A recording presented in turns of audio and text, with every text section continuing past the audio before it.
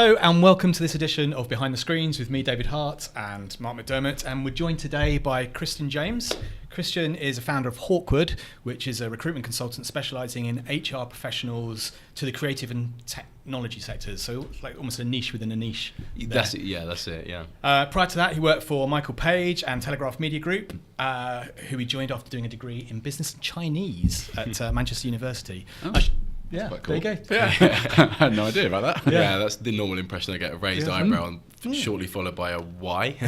Well, it's quite forward thinking, really. That was the thinking behind it, actually, but I never use it now, aside from when I've got a couple of friends I still am in touch with from when I'm out there, but yeah, it doesn't really get used much these days, unfortunately. Well, I should just say as well that we've worked with Christian recently when we were looking to hire our own head of people, and whilst we were doing that, we got chatting about some of the kind of specifically the challenges faced by startup companies like us in a sort of fast-growing tech sector. And the more we chatted, we thought, actually, this is quite interesting. We should definitely get you on to a podcast. So thank you. Welcome. Yeah. Thanks for joining us. No, thank you very much for having me. Yeah, pleasure. So just to kick off, as a startup, recruitment is a really big deal, obviously. Probably next to running out of money, recruiting really, really good people is probably up there with the most important thing that you can do. Yeah. But obviously, you're challenged because you're not a well-funded company. You're might be a little bit scrappy. The product might not even be live yet, and you're trying to, in lots of cities like the one we're in today in London, you're competing against people with bigger budgets, swankier offices, more established.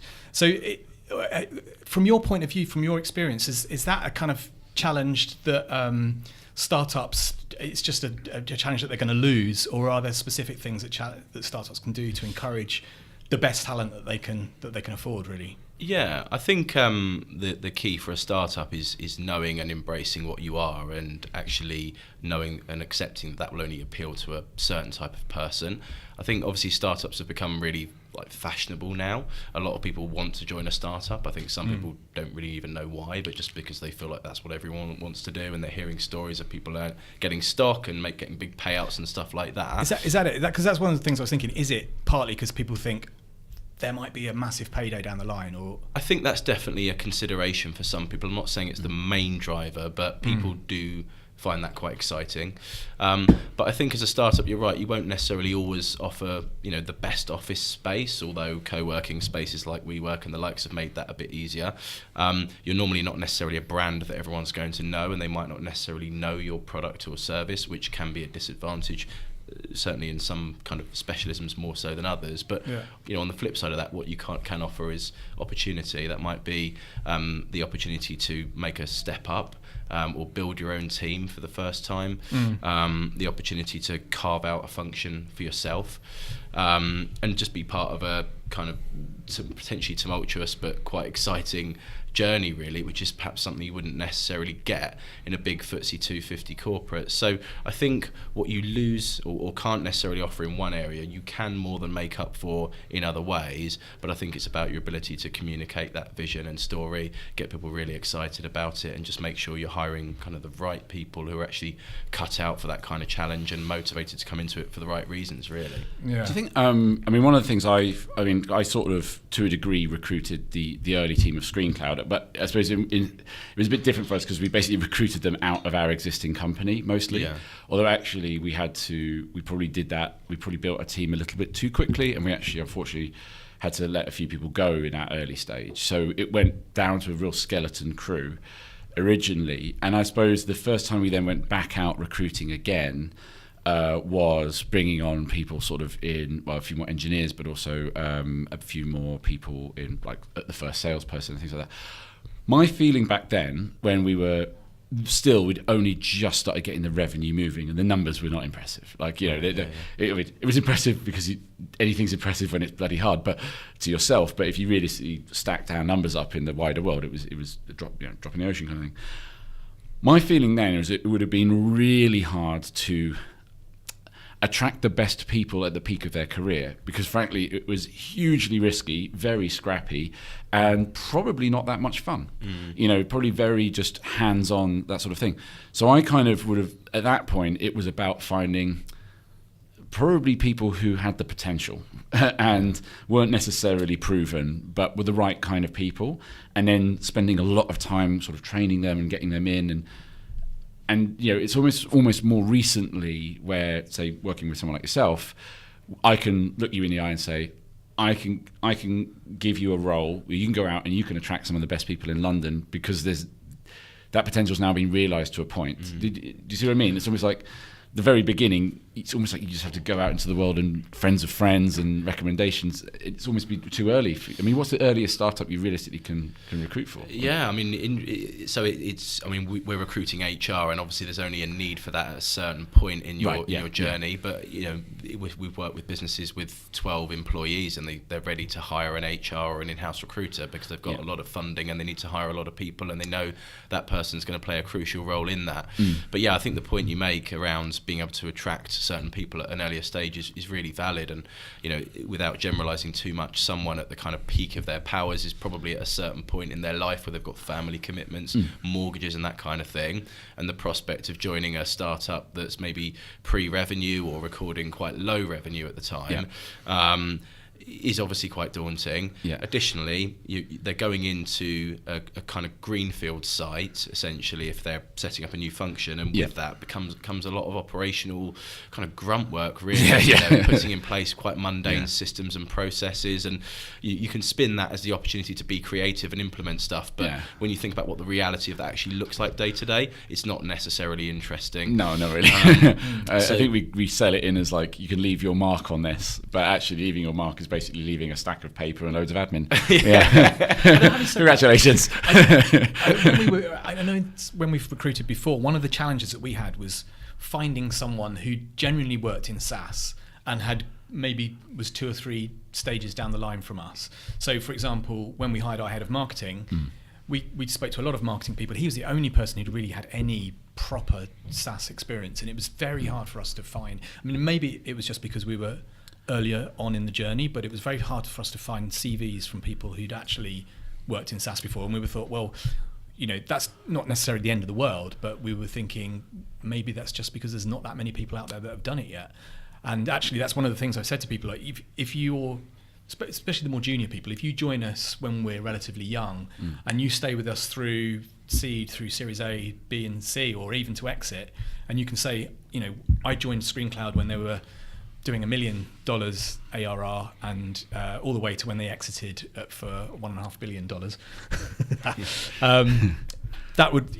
That's amazing on your CV, because certainly in my experience, it's really hard to find people, especially in the UK necessarily, who've done that before and actually can say, yeah, I was there, and I experienced all the highs and lows along that process. Yeah, no, completely. I think it's about finding someone with an appetite for risk, kind of relatively speaking, and that may be someone who feels like they're on their way up and they've got something they need to prove, or this is a way to kind of leap forward a few steps in their career. Or it might be someone who is at a totally different stage in their career, but for totally different reasons. They might have they might be in a financially secure position and they feel like they can take a bit of a punt or something like that. But yeah, I think at the early stage, it's in terms of attracting people, you have to have a point of credibility. And it's difficult in the early stage because there's not a huge amount of data to go off of in terms of financials or trading history or anything like that. Clearly, the minute you're funded, especially by high-profile investors, it becomes a lot easier. And if you've got a lot of funding available, that in itself is adds a huge amount of credibility. At that point, you can get people bought into the vision of the business and where it's going, and they can feel quite assured that that's where it's heading. Because I think the reality is we are in a world at the moment where a lot of startups throw a lot of figures out there that seem to be essentially plucked out of thin air about who they're going to be hiring and what they're going to be doing. And a few months later, I'm receiving the CV from the person who was promised the earth because it hasn't worked out. The company's gone into liquidation and they're back on the market again. But I think certainly in the earlier days, if you don't have those credibility points, funding and so on, your own reputation can offer that. And if it's someone in your network who and they know what you're about and they know your pedigree, then it makes that easier. That's a really interesting thing, because that's something I was and have been very conscious of. I've recently probably led on most of the most of the more senior hires that we've made in the last 6 months. I'm basically thinking the head of HR and the Belfast team, but actually there's others that you've been leading on. But I'm just thinking of those 3 roles because they all were quite close, and we were really pushing for people at the top of the game who all had options, absolutely. And what I was quite conscious of, but also reticent to do, is predict the future. Now, obviously, I can see the trajectory we're on, and I'm pushing for that, and I have a vision around that. But I also am conscious of the fact that also might not happen as well.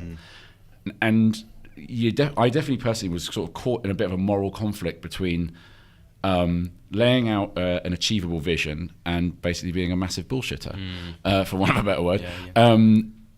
But for the best people, you've got to give them something kind of inspiring to move towards. But it's difficult because the thing is, that with them on board, you get closer to realising that vision. It's almost like chicken and egg. Do you see what I mean? Yeah, absolutely. So the people who've been missold, because I did hear that a lot in interviews as well, especially for people who were saying, look, the last role definitely missold, and those people wanted to dive in more. Like, what is it? What are people misselling? Are they just misfiring, or are they just genuinely just basically lying? Well, I think, presumably you're talking about the head of people, head of head HR of people, role here. But it was the same with the engineering, but right. It's the same. Oh, we'll have a team of 20, and then it doesn't come. But then was that? Well, maybe external factors like, maybe a team of 20, but they fell to a team of 10, and it was like, it wasn't quite as ambitious as I thought it was going to be. But part of me is almost feeling sorry for the person who lied to them a bit, because, well, maybe they meant that. Maybe they really thought that was going to happen, and something happened. I think one thing that came through in terms of the feedback from the candidates is what they really appreciated was your honesty. And as a serial founder, I think you're maybe a bit more pragmatic than some first-time founders who have got a lot of funding and it's kind of going to their head a little bit, and they get a bit carried away with the kind of story around it. And before they know it, they're saying things they can't necessarily follow through, and they've maybe been a bit over optimistic with some of those those claims. So I think there's I always think authenticity and honesty is the best policy, because ultimately if you missell to someone, then they'll only be looking to leave in 6 months or and something. Also, anyway, it creates such a toxic culture. Like, I mean, like internally, if someone's come in and it's just not a good fit, it's just so painful, like for everyone involved. And so I've always it has happened to us in the past, mainly more in the agency, I think, than here, to be honest, because I think the good thing about a startup and a SaaS startup is there is, to a degree, a playbook of how this goes. But when you're doing something like services, quite often I was interviewing people, they say, what project am I going to work on? I'm like, we haven't won it yet, but we probably will. It might be one of these. And then maybe none of them come off, and they're like, well, you said I'd be working on the big British Airways thing, and that got delayed. And like it was all like, well, yeah, I thought you were actually. And I think there's a difference there, though. I think when people meet you, they hopefully can see in your eyes whether or not you're and ultimately, as it plays out, they should be able to see that actually this is news to you as much as it is to them, and that's part of the journey, really, isn't it? It's the risk you take. Yeah, absolutely, yeah.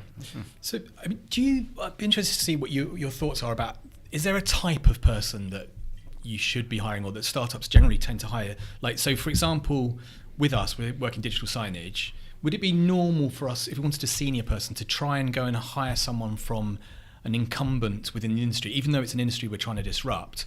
Or is it better almost to go and find a kind of another startup in a kind of comparative industry? So, for example, if we were in prop tech, we wanted a VP of sales, would we try and go for a VP of sales from Foxtons and Savills, or would we try and go to a sort of fintech startup that had quite a cool, emerging fintech company there, and think, well, actually, there's some really cool experiences that person could bring across, rather than maybe going for someone who worked for a more established industry superstar company? I mean, it's something there is quite a lot of debate about, in as much as if you feel as though you are by far and away outstripping your competitors, would you have a strong appetite to go and headhunt their people, knowing that they're potentially going to bring something that you think is subpar to the table? And perhaps they're going to arrive with preconceived ideas, and actually what that can be is quite limiting. So people from within the industry who have maybe tried to tackle a certain issue that you guys are taking on at the moment, if they've tried and failed, then they might be looking for excuses to justify why it would fail again, rather than coming in with a completely open mind and actually maybe coming at the problem from a completely different perspective. So I definitely think there are certain advantages of bringing people from outside of the industry. Generally speaking, most businesses want people from within the industry, and within that, it could be a direct competitor, or it could just be another technology business who are at a similar-ish stage in their journey to you guys. I actually got a really good piece of advice about that. So because I had never recruited into HR properly before, I spoke to our investors, various parts of our investors, and basically spoke to people inside of the investment portfolio who were really senior HR people, and just tried to get a sense of how to write the job description, what was I really looking for, and sort of just trying to validate my own thinking, really. And actually, Liz, who heads up HR for RGA, she just told me once, she said, look, it's going to be very difficult for you to find the exact right fit, like for exactly what you're looking for, because the pool is quite small for people who've actually done that, especially kind of in the UK. Maybe it's a bit bigger in America, but it's still pretty small. But what she said was, well, why don't you look at kind of industries where the sort of the pace of change and the sort of priorities and the sort of culture is kind of similar to yours. And actually, I mean, she's basically pointed us to agencies. She said, look, the people that head up HR inside of kind of large agencies, you do have to resource quite quickly. You do, quite often bigger agencies, they are multinational, like they are in America, Europe, and Asia as well. And actually, you can overlay quite a lot of similarities between, even though the business models are pretty different. The challenges are they're hiring to engineering and design, and you see what I mean? And I was like, okay, yeah, actually that's quite cool. So we could broaden our reach by kind of going for this, not the same, but same challenges type thing. I thought that was quite useful, actually. Definitely, and I think there will always be pros and cons, because what they'll bring in some areas they might not have in other areas. That they're ultimately a service-led business. They're charging out time for money, whereas you're developing a product, obviously. And I can imagine in terms of the way you manage people, hire, incentivize people, there would be subtle differences in that. Yeah. But I mean, I think it's always naive. We do sometimes get clients who just give us a list of competitors and say, get me someone from there. And maybe in certain roles it might be helpful. So one of the specialisms we recruit is internal recruiters. So maybe if they're coming from a direct competitor within a small industry and they've got a network of potential candidates, then clearly there's an obvious advantage of that. But you're really limiting your candidate pool so much, which just restricts choice and means you might just end up hiring someone who maybe you wouldn't have otherwise. Yeah. I guess from our point of view, to an extent, like one of the things that was attractive to us about this industry sector is that we could see it was broken and we could see how we could fix it. So I'm not saying that everybody in our industry is broken, but there is a big section of it that is not working, I don't think, in a way that it should be. So actually kind of then going to hire people who've helped kind of grow that industry, it sort of seems a little bit counterintuitive. I mean, having said that, we have actually hired some people from competitors, and that's worked out fine as well. But I don't know. I quite like the idea as well of just diversity of ideas and backgrounds. If you just hire everybody in the same mold and they've all come from exactly the same background, I think you're going to find it harder to get new perspectives and that kind of thing. Completely, yeah, and that's a massive thing. Obviously, at the moment, as you'll know, every business is looking at how they can diversify their workforce. I mean, we have certain clients that would come to us occasionally, and they'll only consider people from certain universities, and generally speaking, they have quite a similar kind of upbringing and live relatively similar lives in terms of where they go on holiday and all that kind of stuff. So it's not really conducive to fresh ideas and a new approach. And then the market crashed again in 2008. No one saw it coming because they all look the same. Yeah. That's definitely not. I don't think it's the best way of doing things, really. But that said, I remember we were at this founders conference with our current lead investors put on for their portfolio in Barcelona, and one thing, there was a talk about HR actually, and about how to kind of to put together a structure. Actually, that's a question I'm going to ask as well. But what the guy said, he was quite an amusing guy. I think it was Florian from Box. He's one of the early engineers of Box, but he went through the Box journey pretty much from beginning to end, really, to IPO. And he said, one of the problem with startups is that they're just a bit addicted to disrupting everything. Yeah. And actually, there's some kind of just best practice for how you sort of structure things that aren't necessarily around your product. We should just take it. Just don't feel the need to like, oh, well, I'm going to do that weirdly differently, because really just trying to sort of change and fix one thing is hard enough. So maybe take the accepted norms of structure in a hierarchy, or how you structure finance or anything, and don't really try and muck around with it too much. That's really interesting, actually. And just this morning I was listening to the founder of Stripe interviewed on the Tim Ferriss show, and he was saying, look, if you want to try something new and break away from the grain, the pack, you've got to accept that there's probably a 90% chance of failure, because the status quo is the status quo for a reason, and every now and then you'll get it right, but a lot of the time you won't. Clearly, with something like HR or finance and areas like that, there's a need for a certain amount of rigor and to comply with certain legislation and stuff like that. But yeah, I mean, I think the beauty of an environment like this is that you really do want to, you can benefit a lot from promoting a culture of creativity, because you want people to come in and act like, entrepreneurs, and feel like they're safe to come up with new suggestions, they'll be listened to, and they could run with that, really. So it's a delicate balance, I suppose, of not wasting time overthinking every possible thing, and saying, how can we do everything differently, and end up doing nothing at all. Creating chaos, basically. Yeah. And a lot of startups really do run with that narrative, and they overdo that, and they just want to be so rebellious to try and attract a certain type of person. But you turn up at their office and it's just like a circus, and no one seems to be doing anything productive at all. And actually, that kind of leads me on to the question that sort of prompted the whole search for a head of people in the first place, was from this founders conference, which was absolutely brilliant, and definitely something we can dive into in future episodes, because if we can, I think some of it probably is confidential, but other bits I think we're quite open. It wasn't filmed, which is a shame, because some of these talks were just absolutely brilliant, and they were from really successful companies, sort of all in the sort of B2B SaaS marketplace kind of space, but a lot of them were further on, even exited and IPO'd in many ways. And the consistent horror story on the HR track, which is what I tended to look at, was that from about 50 people to about 150 people, it typically is where, like, from a culture point of view, and is where the wheels can come off. And we literally at that point hit 50, and we didn't have anyone on HR. None of us are HR professionals, really. We have experience, but not that level of experience. And it really kind of panicked me. I was like, oh my God, we're about to sort of sleepwalk into this problem. Let's try and get that fixed now.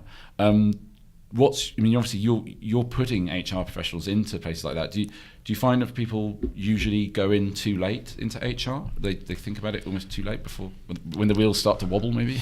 Yeah, it's interesting. I think it's changed. So I've been recruiting HR professionals for about 7 years or so now, and I think at the start, wouldn't be uncommon for a business to have a headcount of 200 people and no HR presence. Right. That was at the point where HR was, someone sat in the corner dealing with paperwork and issues as and when they arise. The role of HR has been on quite a journey over the last few years. So HR is now viewed more as a kind of a crucial function that's more of a value-adding function than just there to kind of mop up the mess. I think that's largely driven by a talent shortage. So obviously I recruit into the tech space, and that's your guys' area as well. There's a shortage of talent within tech, both on the engineering front and the commercial hires as well. And ultimately, businesses know they need to make their proposition attractive to potential candidates. B, once they're there, kind of get the most out of them, and in the knowledge that it's difficult to replace them or make more senior hires externally, train and develop those people so they can fulfill those roles, and C, to ultimately keep them there, because the changing workforce are motivated by slightly different things now. Career progression, flexible working, things like that. So businesses are investing in HR and talent acquisition at a much earlier stage, but I think that's the main reason, really. And do you think attitudes are changing from an employee perspective towards the role and function of HR? Whereas I remember I was talking about it at the beginning, and kind of how so much, when I was kind of exploring HR, say with my friends who work more in the corporate space, admittedly, they basically only had really negative things to say about HR, like corporate spy. You only ever meet HR when something crap's going on, And I was like, oh, that doesn't sound great. Absolutely. I think it totally depends on the business. Maybe actually the stage that person is at in their career, because they would have grown up with HR operating in a slightly different capacity. A lot of businesses want to move towards having a more proactive people strategy, but a lot of big corporates are miles off that. So I think it would just totally depend on the organisation and the type of HR presence they've worked with before. I mean, there's still some way to go for HR, because actually in terms of demonstrating tangible outcomes, it's still relatively difficult for them to do, because ultimately they can say staff turnover has reduced, recruitment spend has reduced, but that's never solely attributable to them, because you guys and everyone else plays a big role in how well you retain your staff. I mean, it could even just be the growth trajectory keeps people excited. I mean, that's not necessarily, I mean, I suppose the people make it, but I see what you mean. It's basically, you can't tangibly take credit for a lot of these things, but it's there and it's important. And that's exactly it, and that's why I think it's difficult. And ultimately, it will always be the case, certainly for the time being, that HR will step in when there is something that's wrong, redundancies or a really awkward, messy, cheapy transfer or something like that, and they're still going to have to deal with that. So they're still that's still part of their kind of internal brand, if you like. What I really liked about some of the people that we interviewed for this role is that they were obviously that was the key thing, but they were really excited about the idea of helping us make ScreenCloud a really great place to work, and which is maybe sounds obvious in some ways, but to me that's the real part of the real reason of having a great HR person is like, we're not just, we've got ambitions for this company. One is to grow, but also for it to be a great place to work, so we can attract the best talent that we can attract, sort of thing. And I think when I was first talking to people, I hadn't quite realised how much of a discipline HR was, which is kind of sounds a bit stupid, really. I kind of thought, it's something we need to have because that's what our investors are telling us. But actually, the more I spoke to people through the interviews, I just kind of thought, actually, I'm really excited by this role. I think, this is going to make a big change. This could be one of the most important hires that we make this year in terms of making a change to the organisation and that kind of thing. So, I mean, just having recruited on behalf of you, I think what was quite clear is that coming into ScreenCloud, as much as it might not feel like it to you because you don't know a huge amount about HR, I think the candidates felt as though they were being set up for success. And what I mean by that is you had an understanding of the importance of people and culture that probably outweighs some other founders. So the job description for the role very much kind of advocated, a flexible working approach and stuff. Carry on.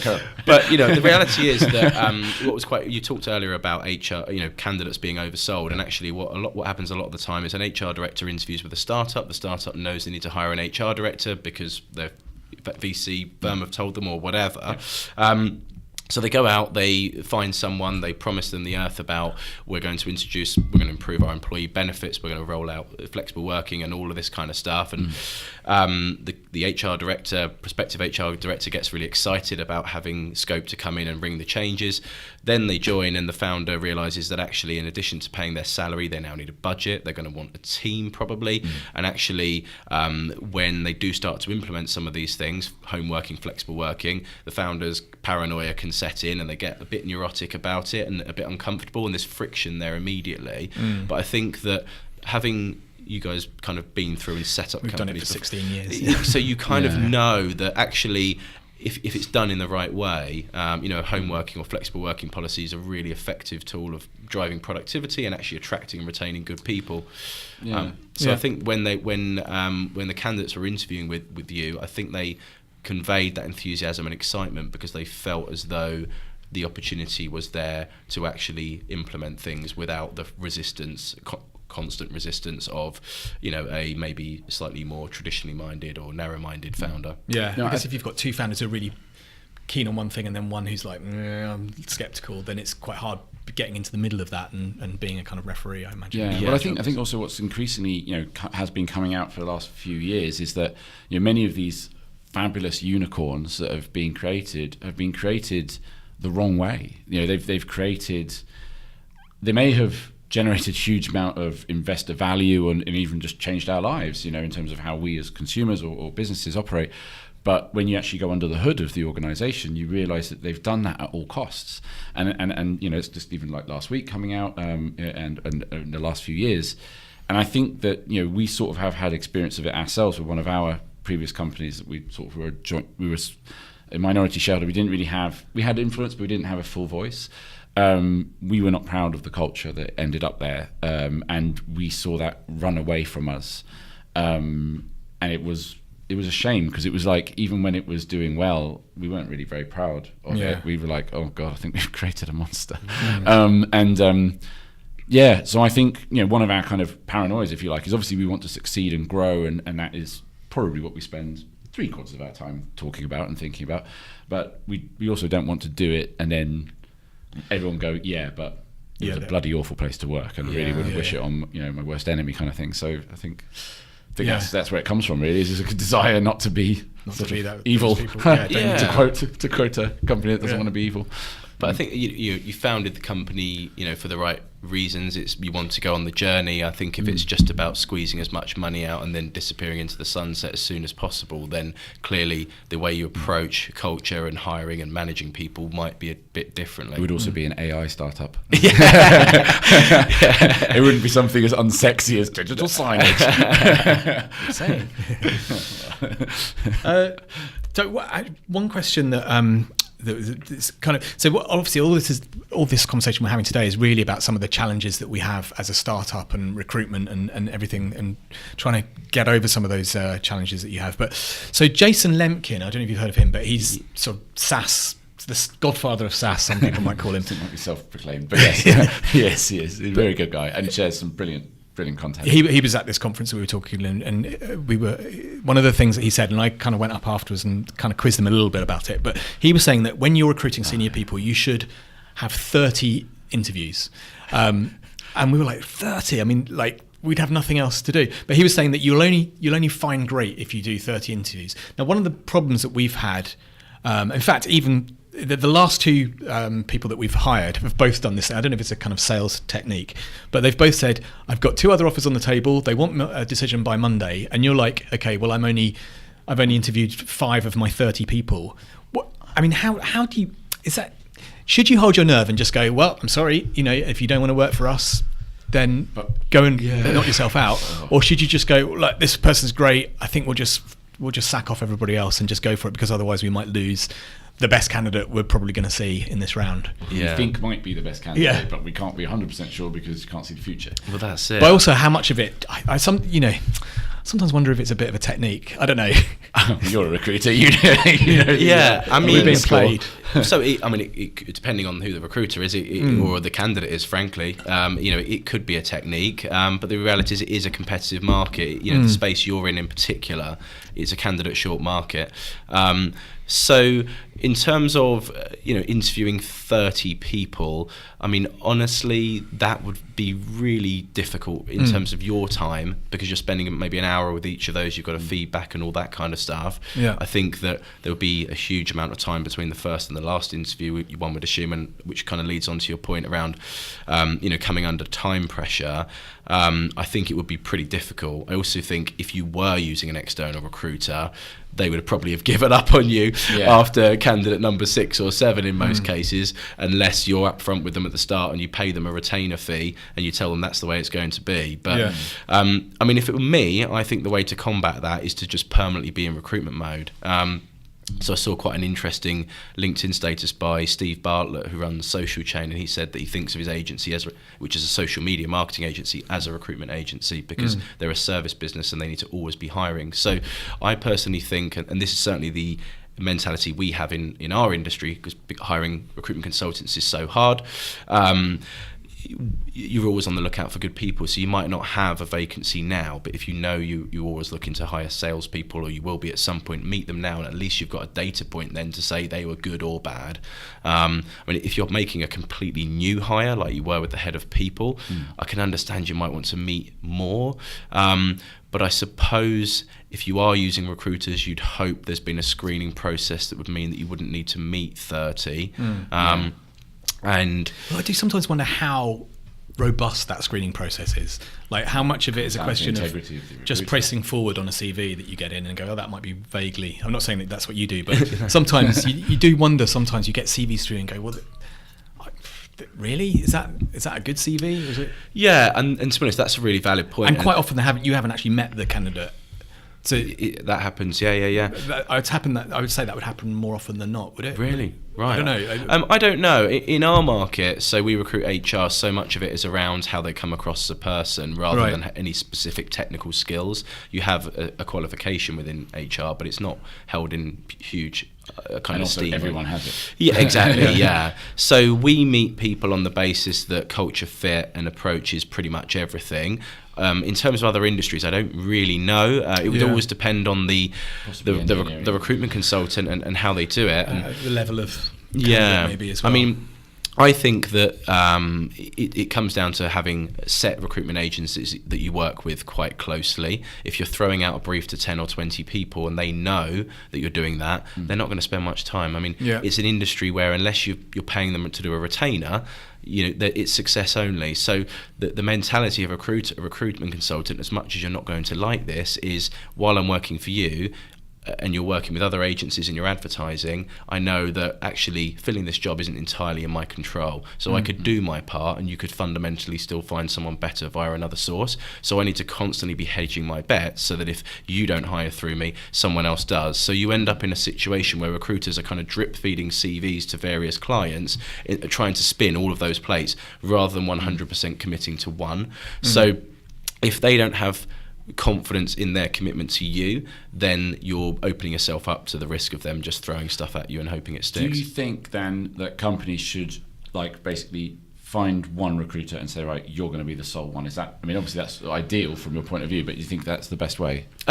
If I'm honest, I think the best way is bringing it in-house, but assuming the return on investment is there. So if I were a startup getting to a certain size, I'd be looking at what our recruitment spend is over the course of the year.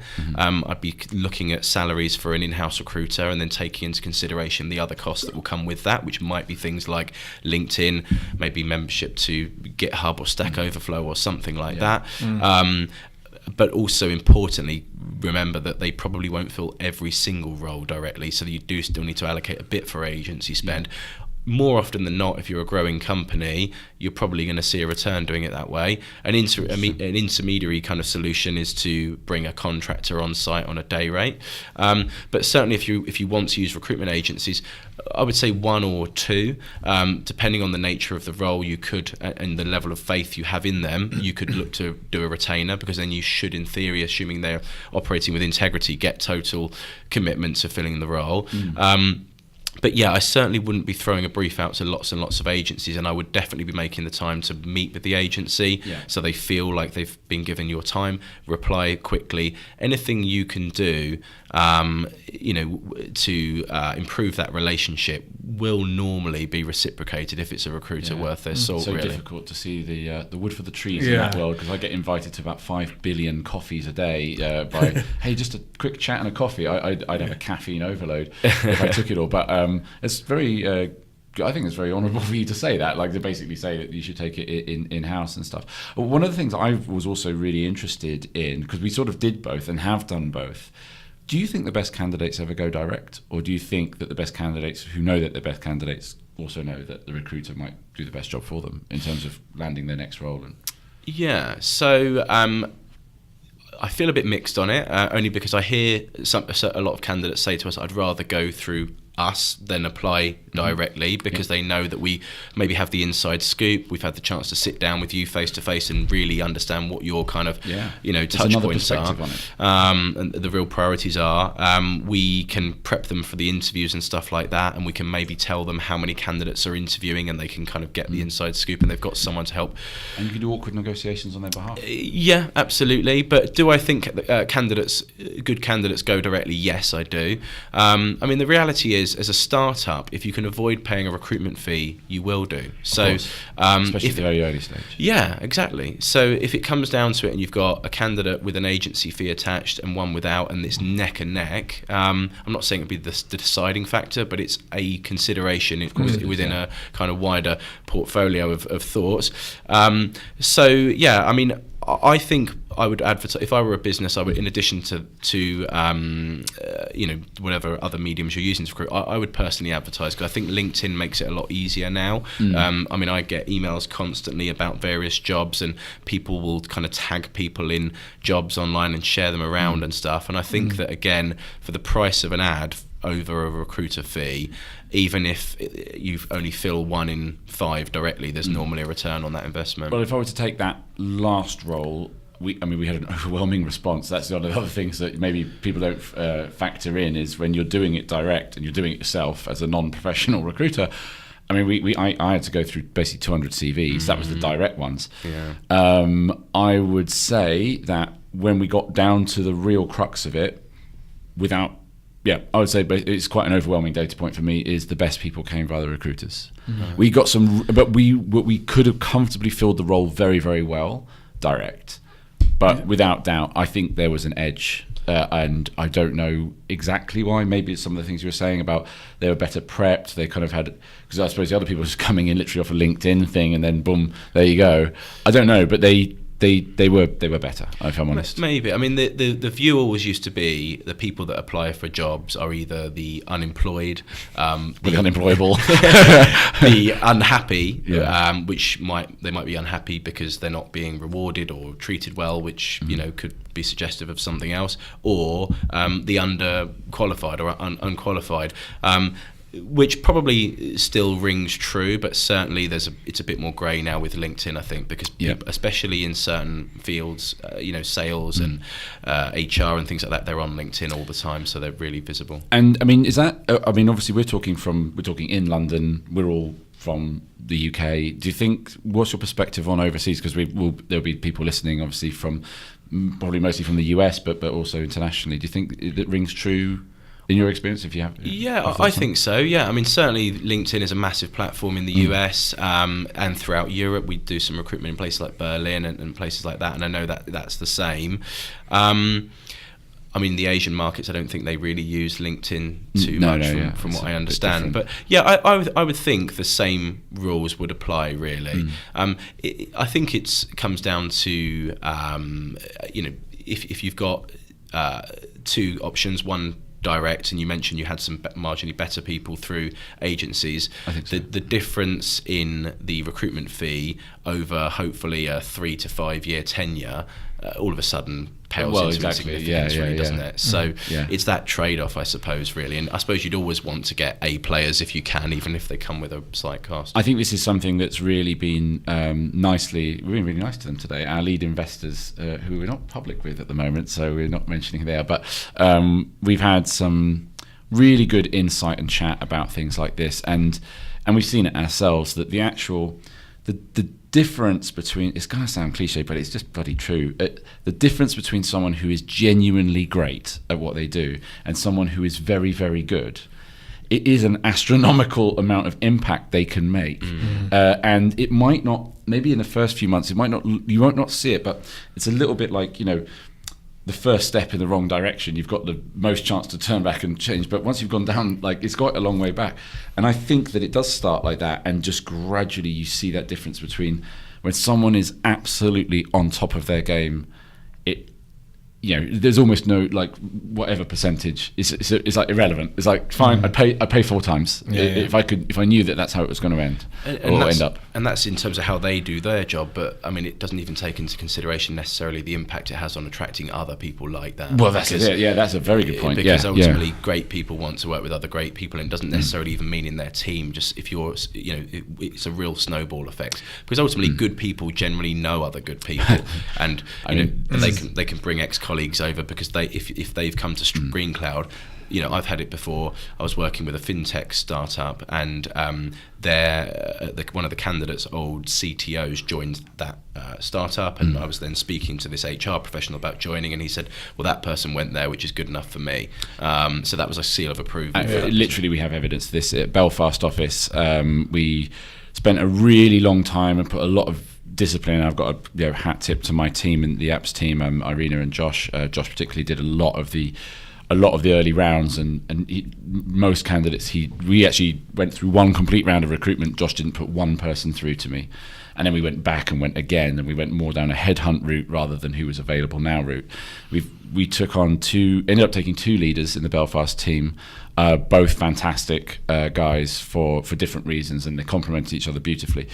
And they've just scaled up to 11 people, and they both started in November, and all through their own network. Their own network. And like you say, when I did, so what we said is, because they were also bringing people they already knew, they needed some kind of founder screening. So I basically did that, and it was. I mean, I don't think I said no to anyone actually, because they were fabulous. I mean, as it would be.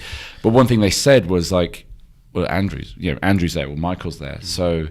That's all I kind of needed to know, really. And so what you're saying is completely true, and I think is something we don't always think about. We don't always think 3 steps ahead, do we? We think about the problem in front of us, which is I've got to put someone in that role, and not what that future impact is. So yeah, and I think in an environment like this, it's especially prevalent because there's so much freedom and flexibility in terms of your culture, by the sounds of it. But with that comes a lot of responsibility and the need for self-discipline. And ultimately, in environments like this, people need to be able to think creatively and come up with great ideas. Like, there's no one else. There's not like a clear roadmap of this is how to do everything because this is what my boss did and this is the way the other guys in the other business areas are doing it. So I think it's especially important in a company like this because the quality of that person can just set you on a completely different path, as you said before. Another question that I'd like to kind of, or just a thing I'd like to sort of go over is something that for me is really a big thing which can happen in this sort of fast-moving journey, is that often what you begin with when you're right at the start is you tend to have kind of less experienced or kind of younger people, generally kind of generalists, very like great attitude, intelligent, not so much experience, but giving it their all and basically making great results and great strides forward. And then as you mature as a company, you do need to bring in experience, and this is something that I kind of think about a lot, and about how do you do that responsibly, how do you do that well. And I mean, just because it's on the HR side, I was just really interested in this topic because it sort of scares me a bit, if I'm honest. I don't want to going back to the thing about have sold people a vision, which we then go, oh, and now we're bringing that person in above you.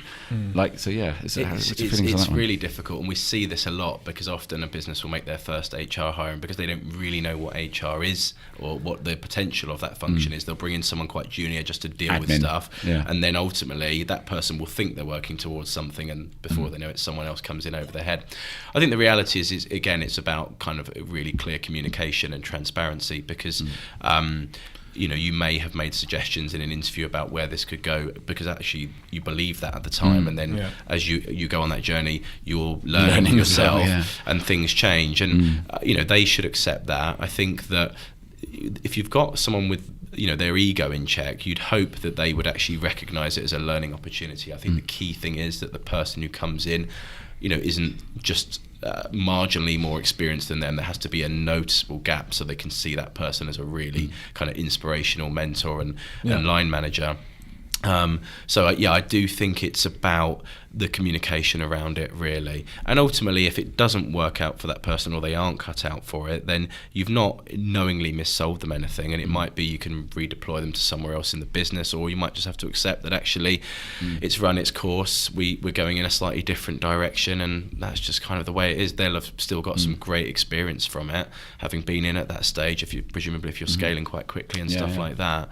And really, if they're pragmatic, they should recognise that the business at that stage now does need something a bit more than maybe what they can offer, and the decision's been made by people who are thinking it through. I'm just conscious of the fact that you both have sets of notes of topics, and I'm just randomly spitballing. It's like, and another thing, and another thing. That's just pretty much how we go. We operate. And I'm like, God, you guys have thought about this, and I'm literally just going, here's things I think about HR. What's the thing? Fail to prepare. Prepared to fail. Well, I'm just worried. I'm expected to know all the answers, and I don't either. So I just gave it a bit of thought. We just make it up as we go along most of the time. I think that was absolutely obvious. Listening to it. But look, it's been really brilliant having you in talking about these things. I think we could go on we could do several of these because it's such a fascinating topic. So thank you so much. I think we said we'd do half an hour. We're probably at 50 minutes. So there you go. Oh my God! Time flies when maybe you're we having do fun. Part A, part B. Yeah. Well, yeah. Well, But thanks. yeah. No, Thanks not so at all. much. Thank you for having me. Appreciate it. Cheers. Cheers. Thank you. Thanks.